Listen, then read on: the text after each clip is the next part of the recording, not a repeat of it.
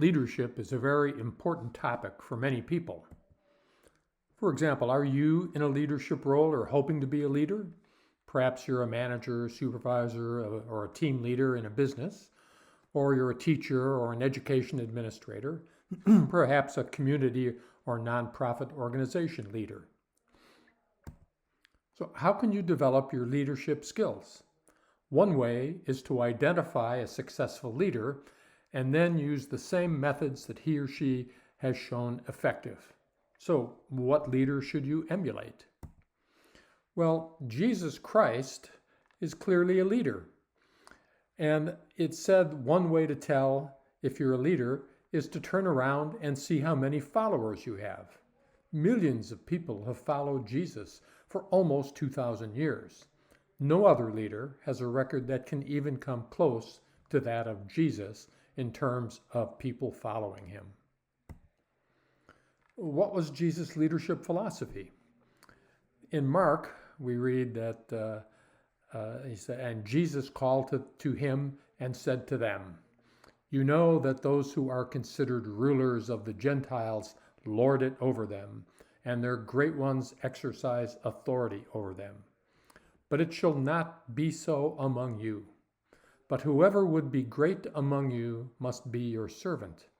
Whoever would be first among you must be slave of all.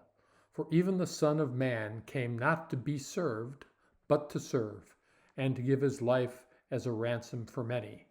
Mark chapter 10.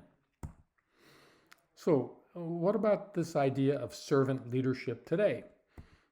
Well, a man named Robert Greenleaf first popularized this concept and the phrase servant leadership in an essay that he published in 1970. He also founded the Greenleaf Center for Servant Leadership, where techniques for servant leadership are studied. Many articles have been written about this subject in recent years. One particularly interesting article is in 2002 from John Barbuto and Daniel Wheeler, both from the University of Nebraska. They published an article titled, "Becoming a Servant Leader, Do You Have What It Takes?" The article provides a number of questions you can ask yourself to measure your leadership skills. For example, here are some of the questions. Do people believe that you are willing to sacrifice your own self-interest for the good of the group? For a servant leader, the answer would be yes. Do people believe that you want to hear their ideas and will value them? For a servant leader, the answer would be yes. Do others follow your requests because they want to, as opposed to because they have to? For a servant leader, people would want to follow. Do others believe you are preparing the organization to make a positive difference in the world? For a servant leader, that answer would clearly be yes. And do people believe that you are committed to helping them develop and grow? And this is the essence of servant leadership. So Jesus' teachings are not limited to Sunday mornings in church.